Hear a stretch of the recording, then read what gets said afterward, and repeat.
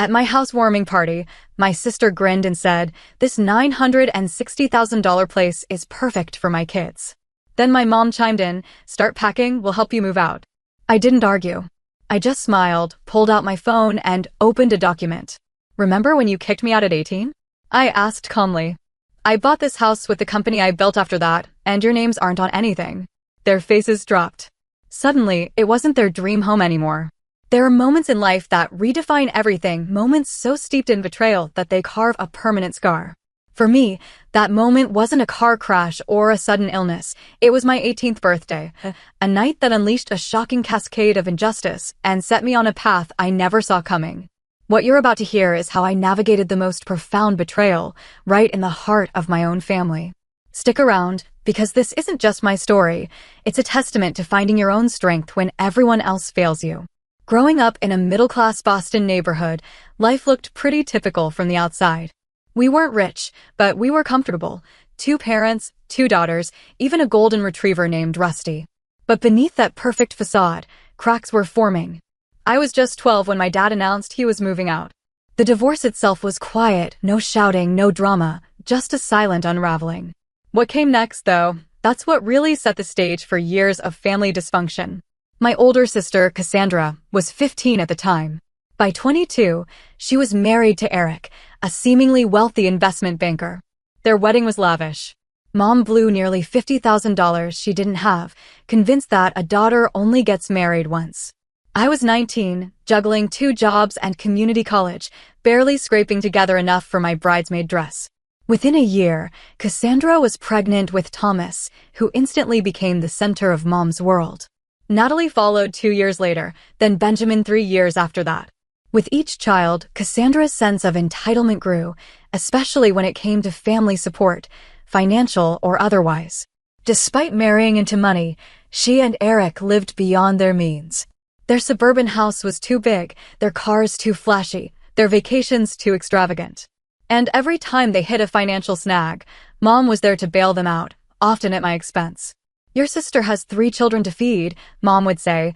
"What do you need extra money for anyway? Books? Can't you just use the library?" Meanwhile, I was working myself to exhaustion. My goal was a computer science degree, but even with scholarships, the financial burden was immense. I was a barista in the mornings, a tutor in the afternoons, a data entry clerk on weekends. Sleep? That was a luxury I couldn't afford. Dad wasn't much help either. After the divorce, he moved to Chicago, started a new family, and our calls became less and less frequent. Mom made it almost impossible for him to stay connected with me, forgetting to tell me he called or accidentally deleting his messages. Still, I persevered. While Cassandra was posting endless photos of her perfect family vacations, I was pulling all-nighters, coding, and studying. I graduated high school at the top of my class, even earning a partial scholarship to a state university. Mom came to my graduation, but left early because Cassandra called with a family emergency. Thomas had a mild fever. Through it all, I never complained. I just accepted it as my reality and vowed to build my own success on my own terms. What I didn't expect was how dramatically everything would change on my 18th birthday. That night redefined everything and set me on a path that led directly to the confrontation at my housewarming party 14 years later. My 18th birthday fell on a Tuesday. I remember because I'd actually managed to get the evening off work, a rare treat. I wasn't expecting much of a celebration. Cassandra and Eric had just announced they were expecting their 3rd child, so all the family attention was, naturally, on them. Still, turning 18 felt significant. I was legally an adult, finishing high school, and had been accepted to 3 universities with partial scholarships. That evening, I walked in from my tutoring job to find Mom and Cassandra hunched over spreadsheets at the kitchen table. They barely looked up. "There's leftover lasagna in the fridge if you're hungry," Mom mumbled, eyes glued to the papers. I heated a plate and joined them, curious about their intense focus. "What are you working on?" Mom glanced up. "Just figuring out some financial matters. Cassandra and Eric need a bigger house now that Benjamin's on the way." I nodded, used to these conversations. But then, a cold dread snaked through me. My college paperwork was scattered among their spreadsheets. "Why do you have my college paperwork?" I asked, my voice barely a whisper. Cassandra sighed dramatically. "We might as well tell her, Mom." Mom straightened the papers and looked at me with that expression, the one that always preceded news about some family sacrifice I'd have to make. Hazel, we need to discuss your college plans, she began. With Cassandra expecting again, they really need a 4-bedroom house. Eric's bonus wasn't as large as they expected this year, and they're a bit stretched. I sat in silence, already knowing where this was going. The thing is, Cassandra interjected, we've calculated everything, and even with Eric's salary and Mom helping with the down payment, we're still short. Short for what? I asked, even though the answer was screaming in my head. We need to use your college fund, Mom stated flatly. It's not like you don't have scholarships already. And community college is perfectly respectable. You can transfer to a university later when things aren't so tight for the family. My college fund. The money Dad had started before the divorce.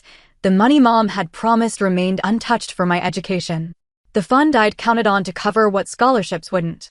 But that's my money, I said quietly. Dad set it aside for my education. Cassandra rolled her eyes. Don't be selfish, Hazel. We're talking about a home for your niece and nephews. Where are they supposed to sleep? Should Benjamin just live in a closet because you want to attend some fancy university? That's not what I'm saying. I protested. But I've worked so hard for this. I've maintained a 4.0 GPA while working multiple jobs.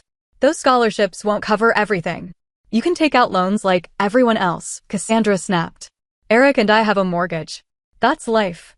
Or, Mom added, you could live at home and attend community college. That would be much more economical. Something snapped inside me. A lifetime of compliance, of being second best, gave way to a surge of pure indignation. No. The simple word hung in the air. Mom blinked, unaccustomed to any resistance from me. Excuse me, she said. No, I repeated, stronger this time. That money is for my education. Dad, and you set it aside for me. It's not Cassandra's house fund. Mom's expression hardened. This isn't a negotiation, Hazel. This is what's happening. Your sister has a family to provide for. And I have a future to build. I countered, my voice shaking. I've earned those scholarships. I've worked while maintaining perfect grades. I deserve to use my college fund for college. Cassandra laughed, a cold, dismissive sound. Oh, please. Like you know anything about real responsibility. Try having 3 children before you lecture us on what you deserve. Tears threatened, but I held them back. This isn't fair, and you know it. Mom stood up, her chair scraping loudly. If that's your attitude, you have a choice to make. Accept that the money is going to help your sister, or pack your bags and figure out life on your own. You're 18 now, after all. The ultimatum hung in the air. Cassandra looked smug, certain I would back down as I always had. But something had broken inside me. Years of being second best, of sacrificing my needs for Cassandra's wants. I stood up slowly. I'll pack my bags. The shock on their faces would have been satisfying if I hadn't been utterly terrified. Mom clearly hadn't expected me to choose independence. Don't be dramatic, Cassandra scoffed. Where would you even go? I didn't answer. I walked to my bedroom and pulled out my largest suitcase. With mechanical efficiency, I packed clothing, toiletries, my laptop, and important documents. Family photos stayed on the walls. They didn't feel like mine anymore. Mom appeared in my doorway as I zipped the suitcase closed. You're being ridiculous. Sleep on it, and we'll discuss this rationally in the morning. There's nothing to discuss, I replied, surprised by my own calm. You've made your position clear. I'm making mine clear too. I wheeled my suitcase past her, grabbed my backpack, and stepped out into the night. No one called after me. No one tried to stop me. That night, I slept in my car in a Walmart parking lot, using my work uniform as a pillow. The next day, I went in my barista job as usual, saying nothing about my circumstances.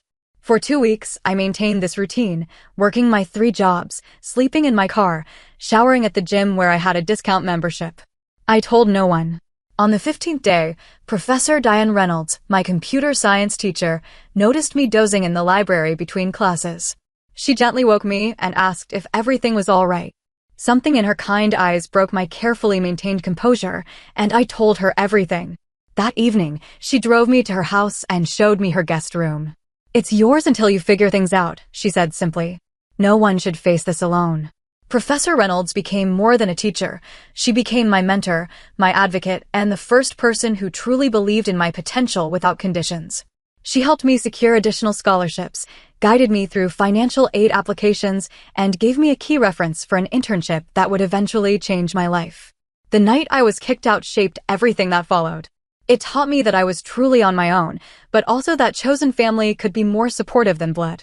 Most importantly, it showed me my own strength, a strength I didn't know I possessed until I was forced to find it.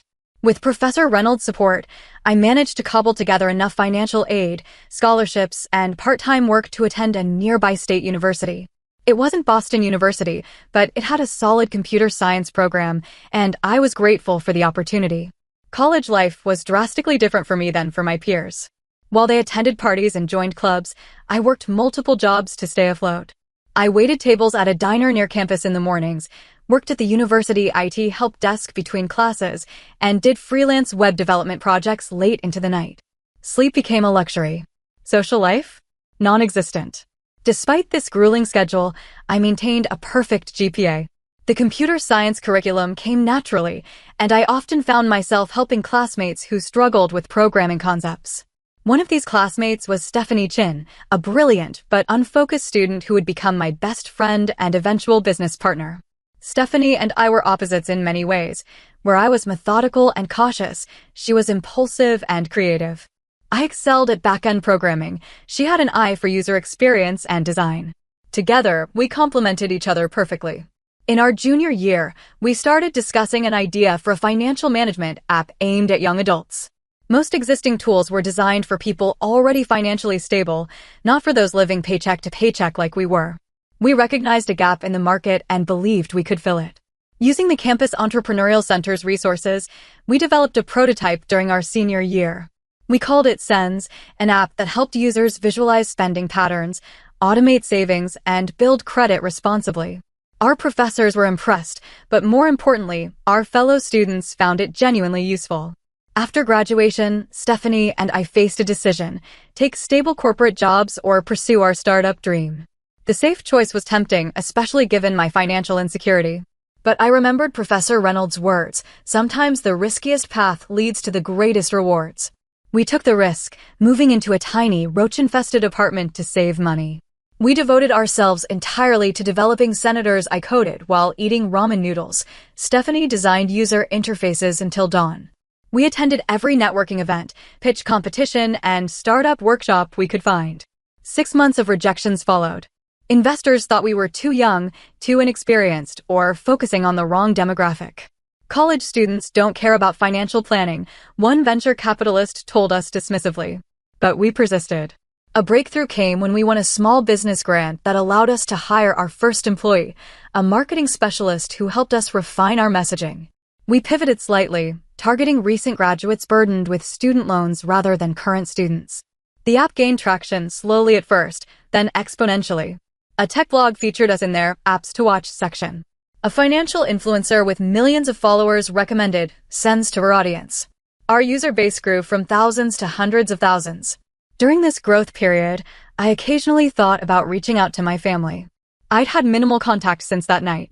Mom had called once, 3 months after I left, not to apologize, but to inform me that they'd gone ahead with using my college fund for Cassandra's down payment. Dad sent occasional texts checking in, but our relationship remained distant.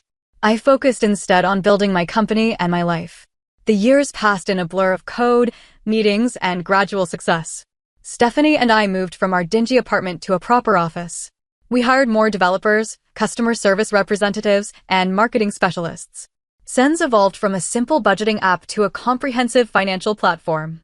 5 years after launching, we received an acquisition offer from one of the largest financial technology companies in the country. The number was staggering, enough money to make both Stephanie and me millionaires several times over. After weeks of negotiations and soul-searching, we accepted. I was 30 years old and suddenly wealthier than I'd ever imagined possible. The scared 18-year-old sleeping in her car seemed like a different person. Entirely.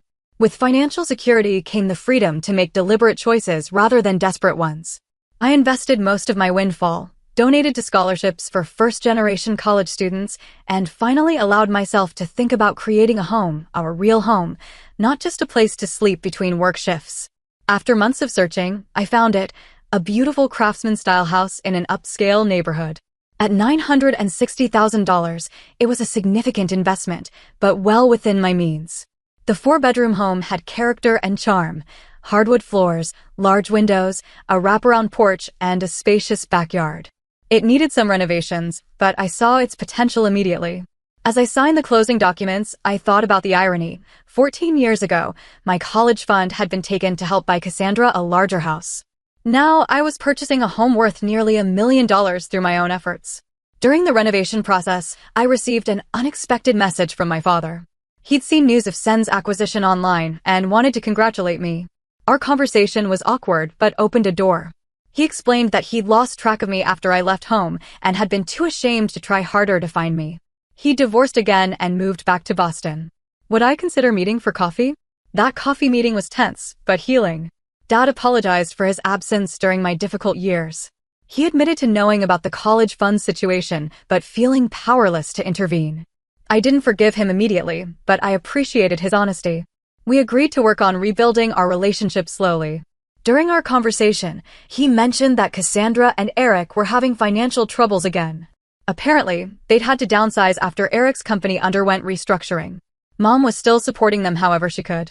They don't know about your success, Dad said. I haven't told them. I nodded, unsure how I felt about that.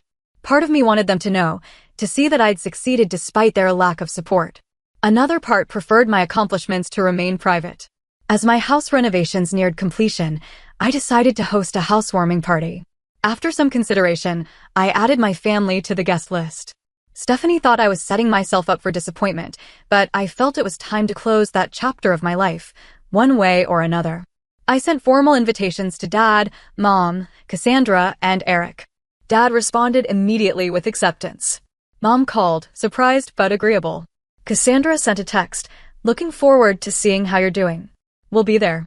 The stage was set for a reunion I never expected, one that would prove more dramatic than even I could have anticipated. The morning of my housewarming party dawned bright and clear. I woke early, despite having stayed up late putting final touches on the house. Every room was perfect. The living room with its comfortable sectional and built-in bookshelves, the gourmet kitchen with marble countertops and professional-grade appliances, the dining room that could seat 12 comfortably, and upstairs. 4 beautifully appointed bedrooms, including a master suite with a balcony overlooking the backyard. Stephanie arrived at 10 a.m., armed with champagne and decorations. Are you sure you want to go through with this? She asked, arranging flowers in a vase. It's not too late to uninvite them. I need closure, I replied, though my stomach churned at the thought of seeing my mother and sister again. Besides, they're just 3 people out of 30 guests. If things get uncomfortable, we'll have plenty of buffers. The caterers arrived at noon, setting up stations throughout the first floor. By 3, everything was ready. Food, drinks, music, and my nerves on edge. My colleagues from the tech world arrived first, followed by neighbors eager to meet the new resident on their street. Professor Reynolds came with her husband, embracing me warmly and whispering how proud she was. Friends from college, industry connections, and my financial advisor rounded out the group of early arrivals. At 4:30, the doorbell rang again. I opened it to find my father standing awkwardly on the porch, a gift bag in hand. Dad, I said, the words still feeling strange in my mouth after so many years. Hazel, he replied, his eyes taking in the house behind me. This is impressive. I invited him in, giving him a brief tour while introducing him to a few guests. He seemed genuinely pleased to see how well I was doing, if somewhat out of place among the successful professionals who filled my home. Your mother and sister should be here soon, he mentioned as we reached the kitchen. They were planning to come together.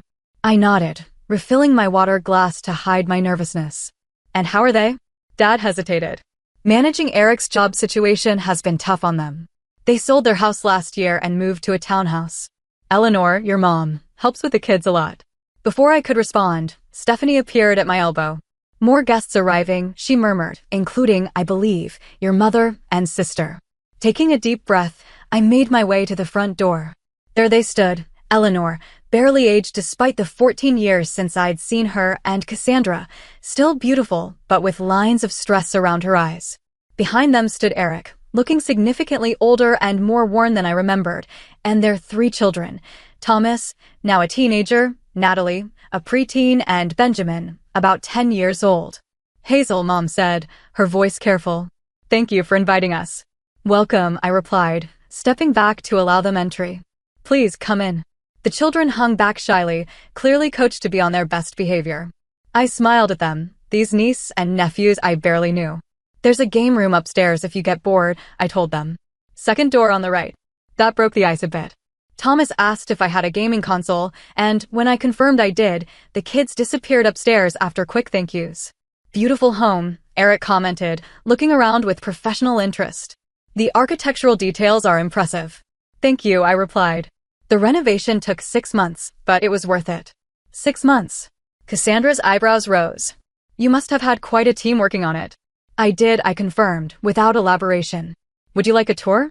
Leading them through the house, I noticed Cassandra's expression growing increasingly calculating. She ran her hand along the quartz countertops, peered into closets, and made comments about the excellent space for children in the backyard. Mom followed more quietly, occasionally commenting on a decoration or asking about a feature. This must have been quite an investment, she finally said as we reached the master bedroom. It was, I acknowledged. But I've been fortunate in my career. What exactly do you do now? Cassandra asked, sitting uninvited on the edge of my bed. Dad mentioned something about an app.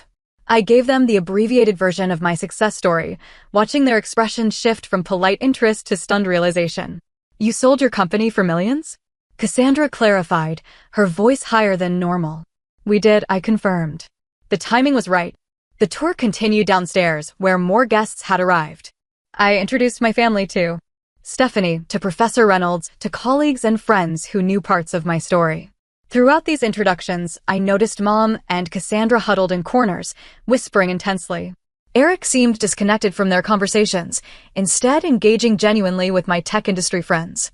An hour into the party, I clinked a glass to gather everyone's attention. Thank you all for coming to celebrate this new chapter with me, I began. This house represents not just a place to live, but a milestone I once thought impossible. I'm grateful to everyone who supported me along the way. As I finished my brief speech, Cassandra stepped forward. As Hazel's sister, I'd like to say something too. Her voice carried the confident tone I remembered from childhood, the voice that usually preceded her getting exactly what she wanted. Family is everything, she continued, placing her hand on my arm. And seeing Hazel's beautiful home today has made me realize how perfect this would be for our family. A confused murmur ran through the guests. What Cassandra means, Mom interjected smoothly, is that we're so proud of Hazel for creating a space where family can gather. No, Cassandra corrected, her grip tightening on my arm.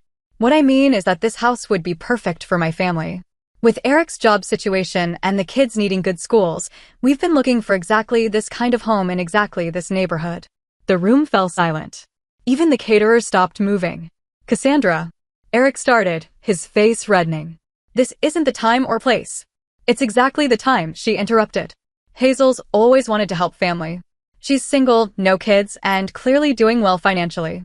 This 4-bedroom house is wasted on one person when we have 3 growing children who need space and stability. Mom nodded in agreement. Family. I stood frozen, unable to believe what I was hearing. After 14 years of no contact, after taking my college fund, they were now suggesting, no, expecting, that I would give them my house. Hazel, Mom continued, her voice taking on the authoritative tone I remembered all too well, you need to pack your bags and find somewhere smaller. A condo downtown would suit your lifestyle much better. And it would mean the world to your sister's family. Cassandra was already walking around the living room, pointing out changes they'd make.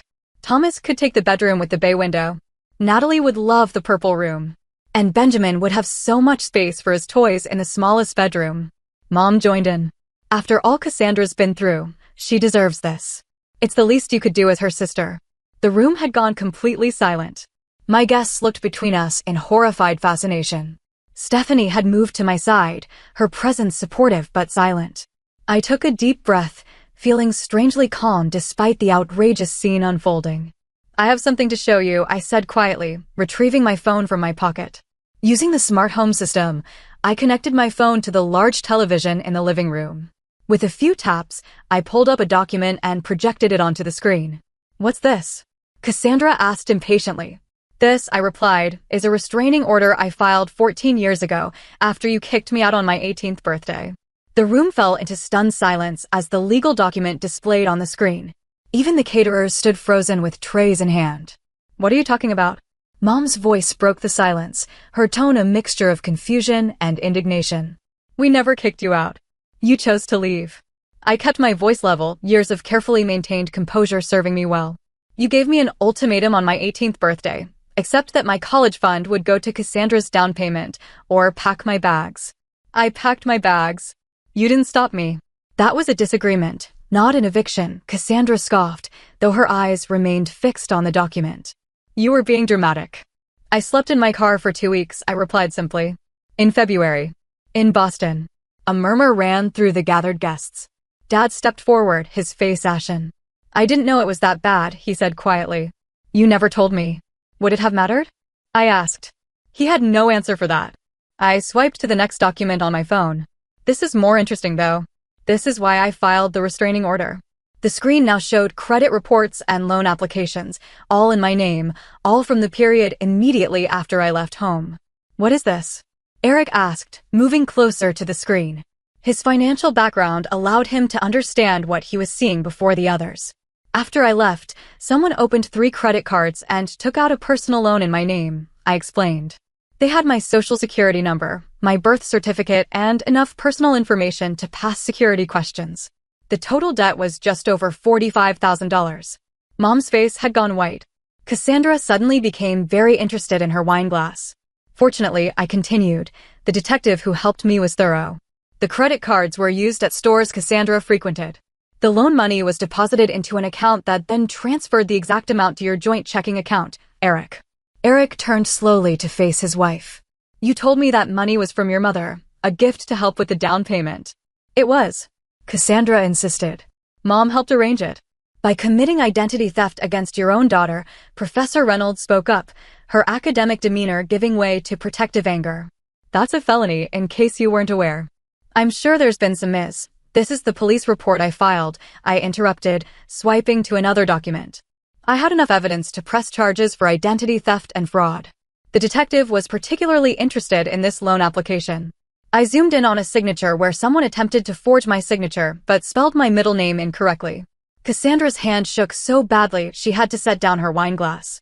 If you filed charges, why weren't we arrested? She challenged, though her voice lacked conviction. Because I didn't pursue it, I answered simply. I was 18, terrified, and despite everything, you were still my family. So I made a deal with the detective. I would pay off the fraudulent debts myself if they documented everything, but held off on prosecution. I swiped to another document. This is proof of payment. Every cent of that $45,000, plus interest, paid by me over 3 years, while I was putting myself through college, working 3 jobs, sleeping 4 hours a night, eating ramen noodles to survive. While paying off debt I never incurred. Eric looked physically ill. I had no idea, he said, his voice barely audible. Cassandra told me her parents were helping with the down payment as a gift. Just one parent, I corrected gently. And it wasn't a gift. It was theft. Mom finally found her voice. You're twisting everything to make yourself the victim, she accused. We've always done everything we could for you. Sometimes families need to make hard choices for the greater good. The greater good? Dad's voice rose unexpectedly. Eleanor, she was 18, our daughter, and you stole from her. Mom turned on him. Don't you dare judge me, Michael. You walked away. You left me to handle everything. I left you, not our daughters, he retorted. And I certainly didn't authorize you to steal Hazel's college fund or commit fraud in her name. He turned to me. I knew about the college fund. I'm sorry I didn't fight harder for you. But the credit cards, the loan. I had no idea. I nodded, accepting his partial apology for what it was. Cassandra, seeing support crumbling, changed tactics. It was a difficult time, she said, tears welling in her eyes. We had a baby, needed a home. Mom was just trying to help us. And you weren't around to ask. If you'd stayed, communicated, maybe things would have been different.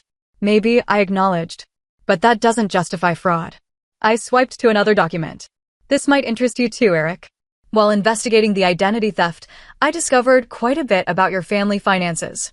These are records of 6 failed business ventures Cassandra invested in without your knowledge, using joint funds. The total losses exceeded $200,000 over 8 years. Eric's face drained of color. What business ventures? Her college friend Megan's clothing boutique, her cousin's restaurant, a subscription box service for luxury pet products, among others, I listed. All failed within a year. All received substantial investments from your family accounts. Those were personal loans to friends. Cassandra protested weakly. They were going to pay back everything with interest. Is that why you hid the paperwork? The room had become uncomfortably tense. Guests were looking for exits, unsure whether to stay for this clearly private family meltdown. I think I said clearly that we've gotten off track. You came here today to claim my home for yourselves, based on the assumption that I would once again sacrifice my needs for Cassandra's wants. I'm making it clear that will never happen again. So you'll throw your own sister's family out on the street? Mom demanded. Where is your compassion? My compassion? I laughed, though there was no humor in it. Where was your compassion when I was sleeping in my car in winter?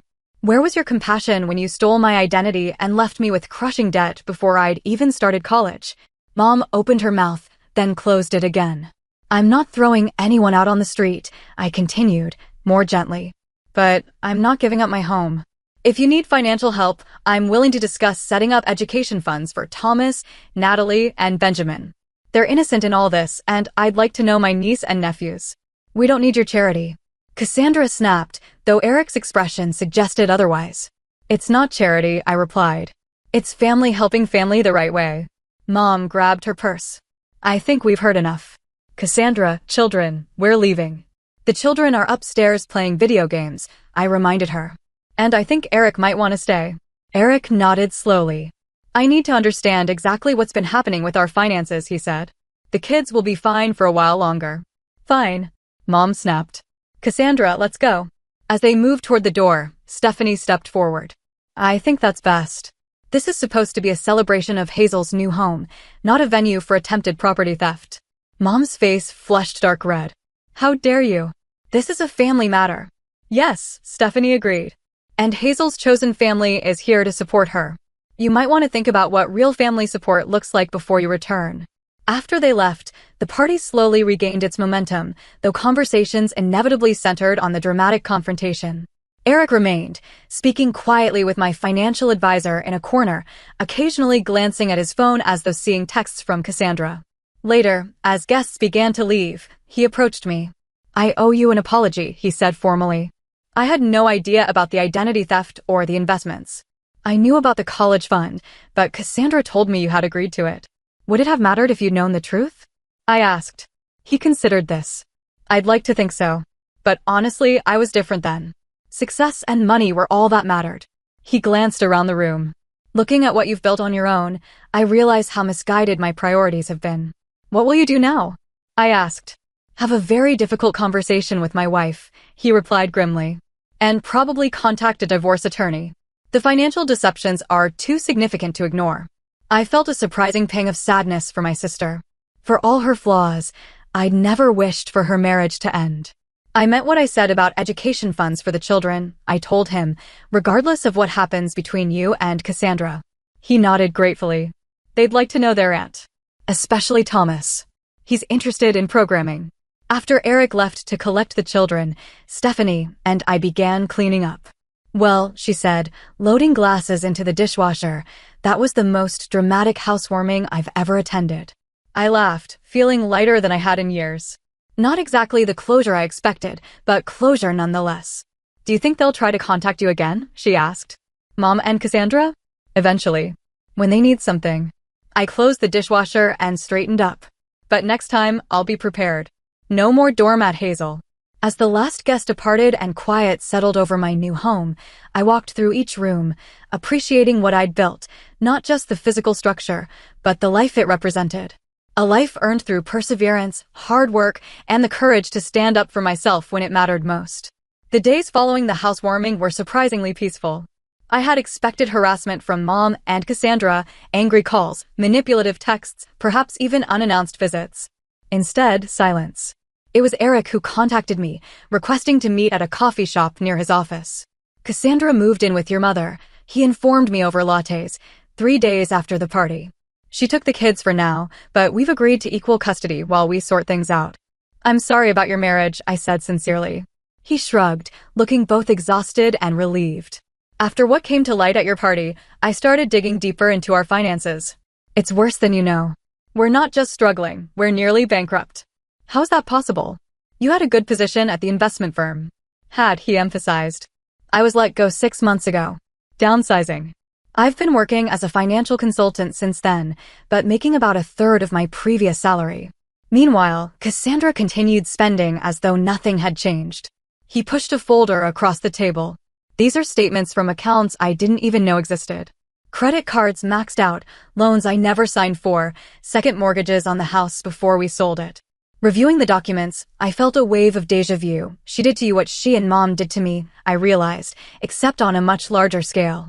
He agreed grimly. We're talking hundreds of thousands in debt. What will you do?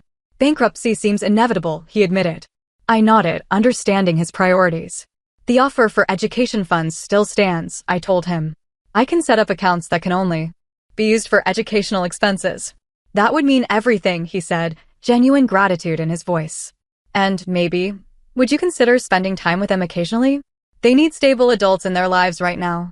That conversation marked the beginning of a new relationship with my niece and nephews. They were bright, curious children who bore the strain of their parents' conflict with remarkable resilience. About 2 weeks after the housewarming, Dad invited me to dinner. Over pasta at a quiet restaurant, he shared his perspective on the years of family dysfunction. I failed you, he said plainly. After the divorce, Eleanor made it difficult to maintain contact, but that's no excuse. I should have fought harder to stay involved in your life. Why didn't you? I asked, the question I'd held for 14 years finally finding voice. He sighed deeply. Partly guilt. The divorce was my fault. I had an affair with my second wife before leaving. Eleanor knew, and she used that as leverage to control everything, including access to you girls. This revelation shifted my understanding of our family dynamics, though it didn't excuse his absence. I also failed to protect your college fund, he continued. It was in a joint account with Eleanor. I trusted her to use it appropriately, despite our problems. When I found out what happened, I was too ashamed to confront you about it. You could have helped me, I pointed out, when I was sleeping in my car. I didn't know, he insisted. Eleanor told me you'd moved in with a friend from school. By the time I learned otherwise, months had passed, and you'd stopped responding to my messages. We talked for hours that night, untangling years of misunderstandings, half-truths, and outright lies. Dad wasn't blameless, but I came to understand he had been manipulated by Mom almost as much as I had been. Your mother wasn't always like this, he explained. After Cassandra was born, something changed. She became obsessed with creating a perfect life for her, often at your expense. I tried to balance things to advocate for you, but it only created more conflict. Why the favoritism? I asked, the question that had haunted my childhood. He considered this carefully. I think Cassandra reminded Eleanor of herself, the self she wanted to be, beautiful, socially adept, traditional. You were more like me, analytical, independent, questioning. And I think that scared her. 2 days after my dinner with Dad, I received the first contact from Cassandra, a lengthy email that oscillated between apology and justification. She acknowledged the identity theft, but blamed financial desperation and Mom's influence. She expressed regret for the housewarming confrontation, but maintained that her family's needs should take priority over my extravagance. Classic Cassandra, Stephanie commented when I showed her the email. Apologizing without actually accepting responsibility. At least she's acknowledging what happened, I replied, more generous now that I was safely beyond her manipulation. That's progress. Mom's approach was more direct. She began calling daily, leaving voicemails that evolved from angry accusations to tearful pleas. Families should forgive each other, she insisted in one message. We made mistakes, but so have you, by embarrassing us in front of your friends. I didn't respond to either of them immediately, focusing instead on establishing clear boundaries with my therapist, Dr. Jennifer Blake. Your mother and sister exhibit classic patterns of manipulative behavior, Dr. Blake observed during one session. They're used to you eventually giving in. Your continued boundary setting is unfamiliar and threatening to them. I feel guilty sometimes, I admitted, especially about the kids being caught in the middle. That's natural, she assured me. But remember, you're modeling healthy boundaries for those children, and you're supporting them directly through the education funds and quality time. That's genuine family support, not the conditional kind you received. As weeks passed, the situation with Eric and Cassandra deteriorated further. Their divorce proceedings revealed even more financial deceptions. Eric filed for bankruptcy as planned. Cassandra and the children continued living with Mom, whose modest home was now overcrowded and tense. 6 months after the housewarming, Eric secured a better position at a smaller firm and rented a 3-bedroom apartment. The custody arrangement gave him the children every other week. During his weeks, I would often visit, helping Thomas with programming projects or simply providing another supportive adult presence. It was during one of these visits that Eric mentioned Cassandra had begun therapy. Her therapist suggested it might help with the divorce and financial issues, he explained. I'm skeptical about her commitment, but it's a start. Around the same time, I finally agreed to meet with Mom for coffee. The conversation was strained but civil. She had aged visibly in the 6 months since the party. Living with Cassandra and the children is challenging, she admitted. There's no privacy, no peace. And her spending habits. She trailed off, shaking her head. You enabled those habits, I pointed out gently, for her entire life. I wanted her to have everything I didn't, Mom replied, a rare moment of self-awareness. I grew up poor, wore hand-me-downs, never had the nice things other girls had. I swore my daughter would have better. You had 2 daughters, I reminded her. She had the grace to look ashamed. I know. I convinced myself you were stronger, more independent, that you didn't need the same support. It wasn't a full apology, but it was as close as she'd come. More surprisingly, Dad also revealed how Eleanor had manipulated their finances during their marriage. She opened credit cards in my name too, he admitted. It was one of the factors that drove me to leave, though that doesn't excuse my affair. Did you press charges? I asked. No, he sighed. Like you, I wanted to protect the family. Despite everything, I paid off the debts and tried to move on. This pattern of financial manipulation, spanning decades, helped me understand that Mom's behavior wasn't just about favoritism. It reflected deeper issues with control, entitlement, and perhaps undiagnosed mental health challenges. Meanwhile, Cassandra's journey through therapy seemed to be yielding genuine growth. Our monthly lunches with the children evolved from awkward to cautiously pleasant.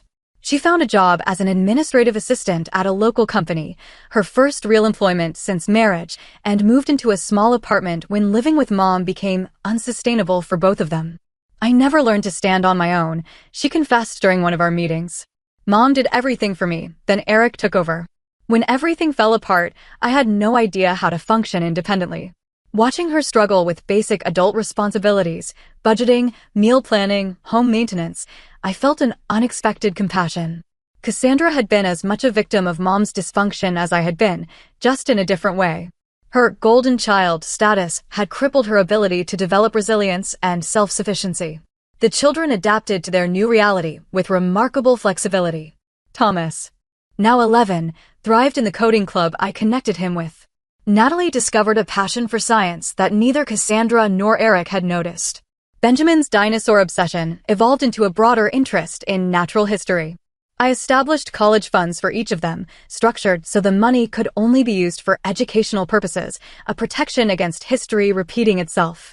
Eric and I developed an unexpected friendship built on mutual respect.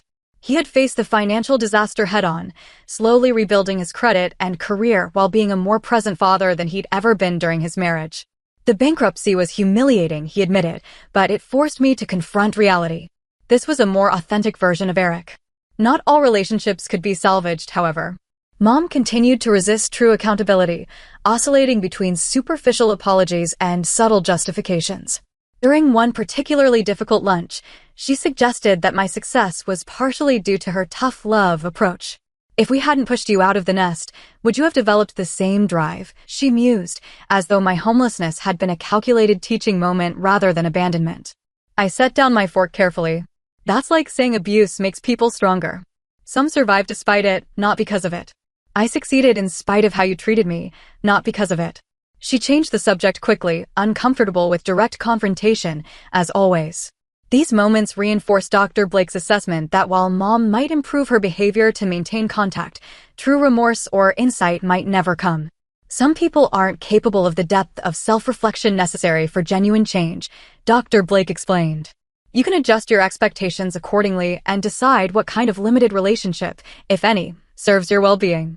By the time my house's 1-year anniversary arrived, I had established clear parameters for family interaction, monthly lunches with Cassandra and the children, occasional coffees with Mom, regular dinners with Dad, and more frequent time with the kids during Eric's custody weeks. To mark the occasion, I hosted another gathering, smaller, more intimate, and limited to those who had genuinely supported me. Dad came with his new girlfriend, a kind librarian named Laura. Eric brought the children. Stephanie and Professor Reynolds attended with their partners. Colleagues who had become friends filled out the group. Cassandra had asked to come, but I wasn't ready for that yet.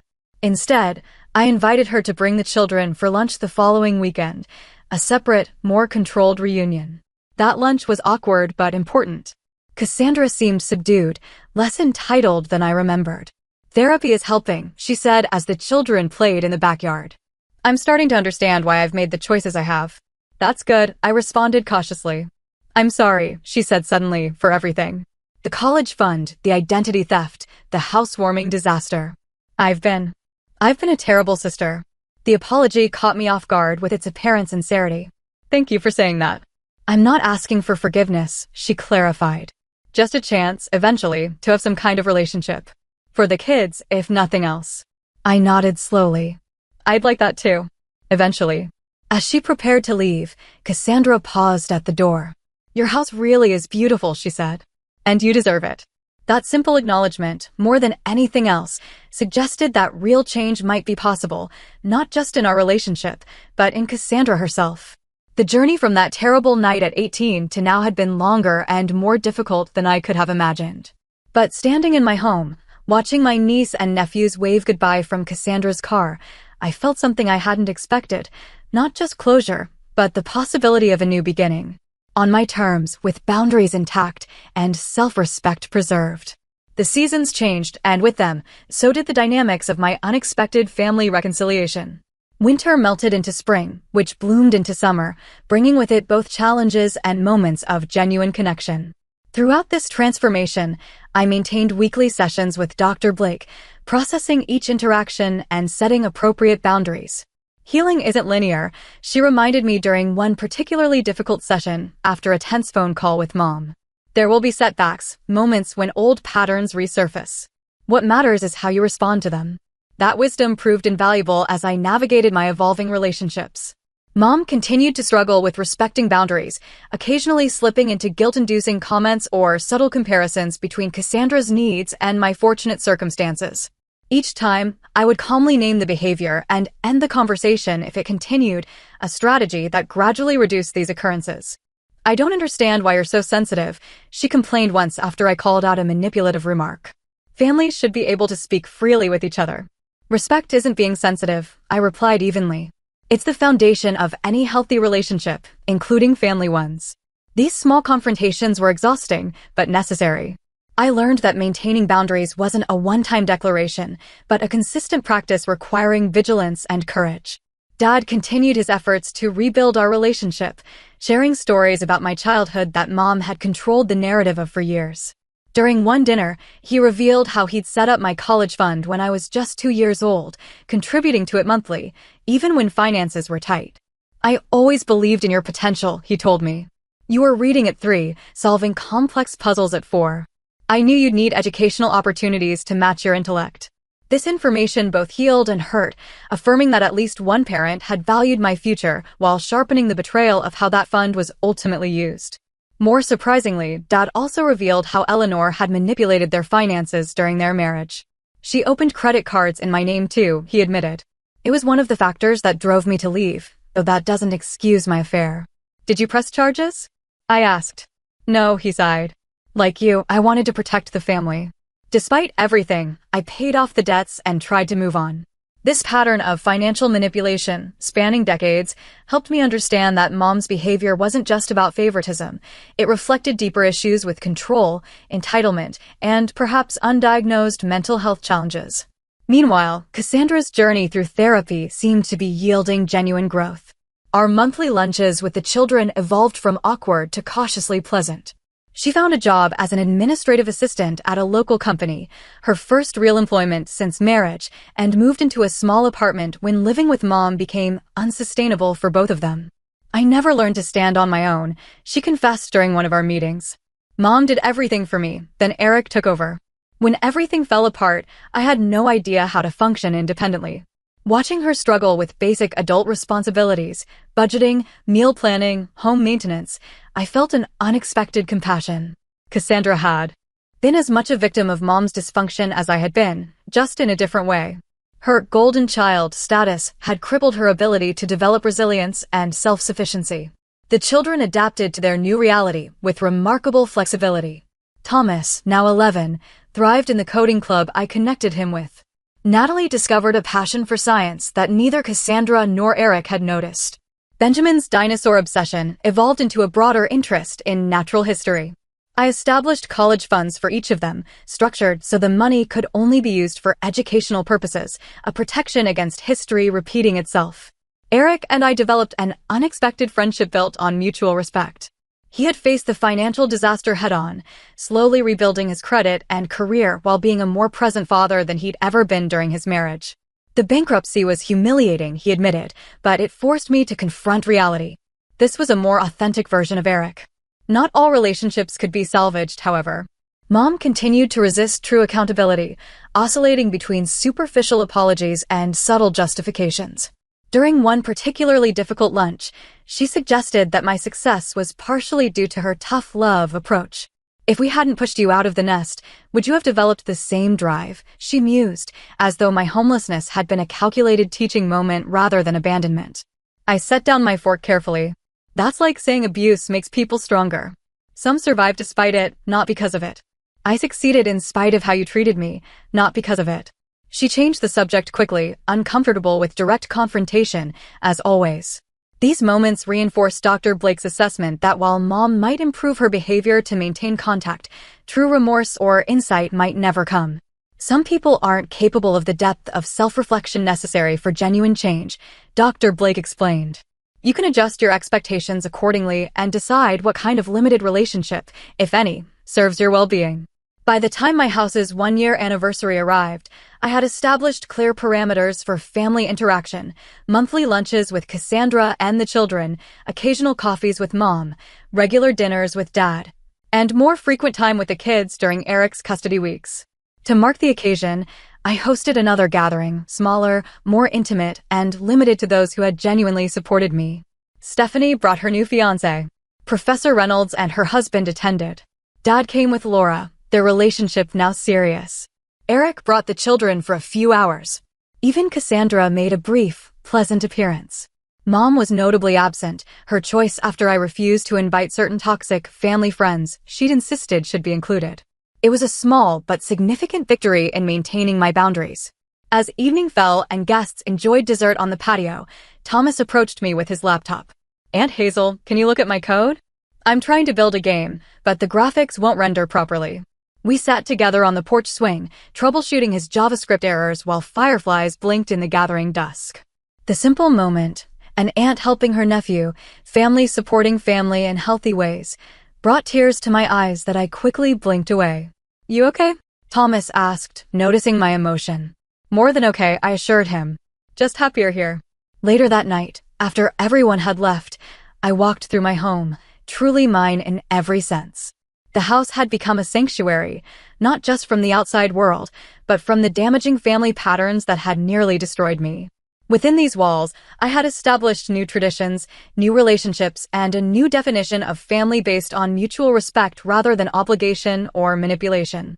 My journey from sleeping in my car at 18 to owning this beautiful home at 32 wasn't just about financial success. It was about reclaiming my worth, establishing healthy boundaries, and building a life aligned with my values rather than others' expectations. The relationships with my family would likely always be complicated. Mom might never fully acknowledge the harm she'd caused. Cassandra's growth might have limits. Dad's efforts to make amends couldn't erase years of absence. But I no longer needed their validation or approval to feel complete. The frightened 18-year-old who drove away from her childhood home with nowhere to go had found not just shelter, but strength. She had discovered that family is sometimes chosen, not born, and that standing in your truth, however painful, leads to authentic connection rather than the hollow performance of obligation.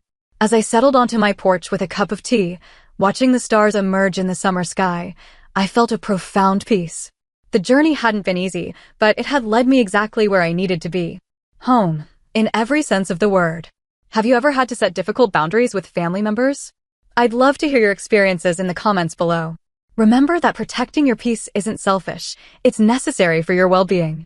Like this video if it resonated with you, subscribe for more stories about overcoming family challenges, and share with someone who might need to hear that it's okay to stand up for themselves. Thank you for being part of this journey with me, and remember, your worth isn't determined by those who failed to see it.